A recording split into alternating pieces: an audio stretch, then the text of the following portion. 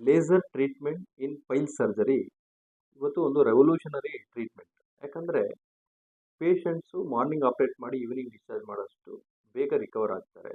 ಯಾಕಂದರೆ ಬ್ಲೀಡಿಂಗ್ ಕಡಿಮೆ ಇರುತ್ತೆ, ಪೇಯ್ನ್ ಕಡಿಮೆ ಇರುತ್ತೆ.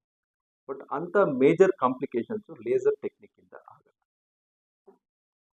ಇನ್ನು ಕೆಲವೊಂದು ಕಂಡೀಷನಲ್ಲಿ ಪೈಲ್ಸು, ಫಿಶರು ಮತ್ತು ಫಿಸ್ಟುಲಾ ಇದಕ್ಕೆಲ್ಲ ಬಂದಾಗ ಇದೆಲ್ಲ ಸೇಮ್ ಕಂಡೀಷನ್ ಏನು ಅಂತ ಹೇಳ್ತಾರೆ. ಸೊ ಇದನ್ನ ಪ್ರಾಕ್ಟಾಲಜಿ ಡಿಪಾರ್ಟ್ಮೆಂಟ್ ಅಂತ ನಾವು ಕರಿತೀವಿ. ಪೈಲ್ಸ್ ಅನ್ನೋ ಕಂಡೀಷನ್ನೇ ಬೇರೆ, ಫಿಷರ್ ಮತ್ತು ಫಿಸ್ಟುಲಾ ಅನ್ನೋ ಕಂಡೀಷನ್ನೇ ಬೇರೆ. ಪೈಲ್ಸ್ ಅಂದರೆ ಎಕ್ಸೆಸಿವ್ ಗ್ರೋತ್, ಅಂದರೆ ಒಂದು ಗಂಟುಗಳನ್ನ ಬರೋಂಥದ್ದನ್ನು ಪೈಲ್ಸ್ ಅಂತ ಕರಿತೀವಿ. ಫಿಷರ್ ಅಂದರೆ ಮೋಷನ್ಗೆ ಹೋಗೋ ಜಾಗದಲ್ಲಿ ಒಂದು ಕ್ರ್ಯಾಕ್ ಆಗಿರುತ್ತೆ, ಪೇಷಂಟ್ಗೆ ಅದರಿಂದ ಪೇಯ್ನ್ ಇರುತ್ತೆ ಮತ್ತು ಉರಿ ಇರುತ್ತೆ ಮೋಷನ್ಗೆ ಹೋಗ್ಬೇಕಾದ್ರೆ. ಇದು ಫಿಷರಿಂದ ಬರೋಂಥದ್ದು. ಫಿಸ್ಟುಲಾ ಅಂದರೆ ಮೋಷನ್ಗೆ ಹೋಗೋ ಜಾಗದಲ್ಲಿ ಅಥವಾ ಸುತ್ತಮುತ್ತ ಕ್ಯೂ ಬರೋಂಥದ್ದನ್ನು ಫಿಸ್ಟುಲಾ ಅಂತ ಕರೀತೀವಿ. ಸೊ ಮೂರು ಕಂಡೀಷನ್ಸು ಡಿಫ್ರೆಂಟು. ಇದನ್ನು ಡಾಕ್ಟರ್ಸು ಎಕ್ಸಾಮಿನ್ ಮಾಡಿದಾಗಷ್ಟೇ ಇದ್ರ ಬಗ್ಗೆ ಡಯಾಗ್ನೋಸಿಸು ಕರೆಕ್ಟಾಗಿ ಮಾಡ್ಬೋದು. ಸೊ ಕೆಲವು ಜನ ಈಗ ಲೇಸರ್ ಸರ್ಜರಿ ಮಾಡಿಸ್ಕೋಬೇಕು ಅಂತ ಡಾಕ್ಟರ್ ಹೇಳಿದ್ದಾರೆ ಅಂದ ತಕ್ಷಣವೇ, ಸಪೋಸ್ ಅವರಿಗೆ ಪೈಲ್ಸ್ ಇದೆ ಅಂದರೆ ಸೊ ತುಂಬ ನಮಗೆ ಪೇಯ್ನ್ ಆಗ್ಬೋದು ಆ ಥರ ಎಲ್ಲ ಅಂದ್ಕೊಂಡು ಹಿಂಜರಿತಾರೆ ಹಾಸ್ಪಿಟಲ್ ಬರೋಕ್ಕೆ. ಅದ್ರ ಬಗ್ಗೆ ಹೇಳ್ತಿದ್ದಾರೆ. ಯೂಶ್ವಲಿ ಈ ಎಲ್ಲ ಸರ್ಜರಿನ ನಾವು ಅನಸ್ತೀಸಿಯಾ ಕೊಟ್ಟು ಮಾಡೋದು.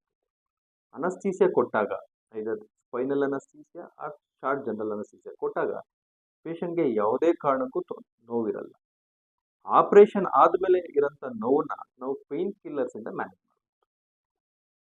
ಕೆಲವು ಪರ್ಸನ್ಸ್ ಪ್ರಕಾರ ಲೇಸರ್ ಸರ್ಜರಿಯಿಂದ ಸ್ಪಿಂಕ್ಟರ್ ಮಸಲ್ಲು ಡ್ಯಾಮೇಜ್ ಆಗ್ಬೋದು ಅಂತೀರಾ, ಏನು ಹೇಳ್ತೀರಾ? ಸೊ ಸ್ಪಿಂಕ್ಟರ್ ಮಸಲ್ ಅನ್ನೋದು ಒಂದು ಇಂಪಾರ್ಟೆಂಟ್ ಮಸಲ್ ಏನಲ್ ಕೆನಲ್ ಹತ್ರ ಇರುತ್ತೆ. ಸೊ ಆ ಮಸಲು ನಮ್ಮ ಮೋಷನ್ ಕಂಟ್ರೋಲ್ ಆಗೋದಕ್ಕೆ ಹೆಲ್ಪ್ ಮಾಡುತ್ತೆ. ಹೈ ಏನಲ್ ಫಿಸ್ಟುಲಾ ಅಥವಾ ಕಾಂಪ್ಲೆಕ್ಸ್ ಏನಲ್ ಫಿಸ್ಟುಲಾ ಅಲ್ಲಿ ಏನೋ ಟ್ರ್ಯಾಕ್ಟ್ ಸ್ಪಿಂಕ್ಟರ್ ಮಸಲ್ ಮೂಲಕ ಹೋಗಿರುತ್ತೆ. ಅವಾಗಷ್ಟೇ ನಾವು ಈ ಸ್ಪಿಂಕ್ಟರ್ ಮಸಲ್ ಇಂಜುರಿನ ನಾವು ಎಕ್ಸ್ಪೆಕ್ಟ್ ಮಾಡ್ಬೋದು ಅಥವಾ ಪ್ರೆಡಿಕ್ಟ್ ಮಾಡ್ಬೋದು. ಬಟ್ ನಾರ್ಮಲಿ ಪೈಲ್ ಸರ್ಜರಿಯಲ್ಲಾಗಲಿ ಫಿಷರ್ ಸರ್ಜರಿಯಲ್ಲಾಗಲಿ ಮೇಜರ್ ಸ್ಪಿಂಕ್ಟರ್ ಇಂಜುರಿ ಆಗಲ್ಲ.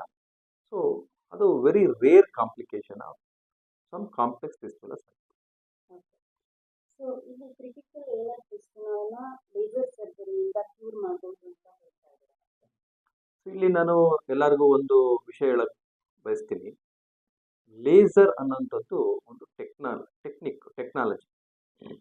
ಅದನ್ನು ಯೂಶ್ವಲ್ ಆಗಿ ಮೊದಲೆಲ್ಲ ಕಾರ್ಟ್ರಿ ಅಥವಾ ರೇಡಿಯೋ ಫ್ರೀಕ್ವೆನ್ಸಿ ಅಂತ ಕೆಲವು ಇಕ್ವಿಪ್ಮೆಂಟ್ನ ಬರ್ನ್ ಮಾಡೋದಕ್ಕೆ ಯೂಸ್ ಮಾಡ್ತಾ ಇತ್ತು. ಅದರಿಂದ ಏನು ಟಿಶ್ಯೂ ಸುಟ್ಟಂಥದ್ದು ಜಾಸ್ತಿ ಆಗ್ತಾ ಇತ್ತು. ಲ್ಯಾಟ್ರಲ್ ಥರ್ಮಲ್ ಇಂಜುರಿ ಅಂತ ಕರಿತೀವಿ. ಲೇಸರ್ದು ಅಡ್ವಾಂಟೇಜ್ ಏನಂದರೆ ಪ್ರೆಸೈಸ್ನೆಸ್, ಅಂದರೆ ನಾವು ಎಷ್ಟು ಬೇಕೋ ಅಷ್ಟು ಮಿನಿಮಲ್ ಟಿಶ್ಯೂ ಡ್ಯಾಮೇಜ್ನ ಮಾಡೋದು ಲೇಸರ್.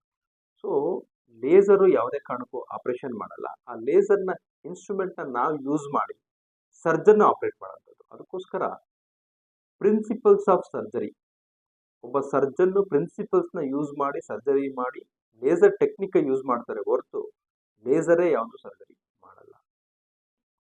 ಕ್ರಿಟಿಕಲ್ ಲೇಸರ್ ಸರ್ಜರಿ ಆದಮೇಲೆ ಪೇಷಂಟ್ ರಿಕವರಿ ಟೈಮ್ ಏನಿರುತ್ತೆ, ಮನೆಗೆ ಇದ್ದು ಅವರು ರಿಕವರ್ ಆಗ್ಬೋದಾ ಅಥವಾ ಹಾಸ್ಪಿಟಲ್ ಇರಬೇಕಾಗುತ್ತಾ? ಯೂಶ್ವಲಿ ಲೇಸರ್ ಸರ್ಜರಿ ಅಂದರೆ ಮಾರ್ನಿಂಗ್ ಆಪ್ರೇಷನ್ ಮಾಡಿ ಸಾಯಂಕಾಲ ಪೇಷಂಟ್ನ ಡಿಸ್ಚಾರ್ಜ್ ಮಾಡ್ತೀವಿ. ಸೊ 3 to 5 ಡೇಸಲ್ಲಿ ಪೇಷಂಟ್ ರಿಕವರ್ ಆಗ್ತಾರೆ. ಓಪನ್ ಸರ್ಜರಿಯಲ್ಲಿ ಏನಂದರೆ ಸ್ವಲ್ಪ ಬ್ಲೀಡಿಂಗ್ ಜಾಸ್ತಿ ಇರುತ್ತೆ, ಪೇಯ್ನ್ ಜಾಸ್ತಿ ಇರುತ್ತೆ, ಕೆಲವು ಸತಿ ಸ್ಟಿಚ್ ಆಗ್ತೀವಿ. ಗಾಯವಾಸಿ ಆಗೋದಕ್ಕೆ 5ರಿಂದ 7 ದಿವಸ ತಗೊಳುತ್ತೆ. ಸೊ ಲೇಸರ್ ಸರ್ಜರಿ ಇದೆಲ್ಲನೂ ಕಡಿಮೆ ಮಾಡಿ early recovery, less pain, less morbidity to the patient ಕೊಡುತ್ತೆ.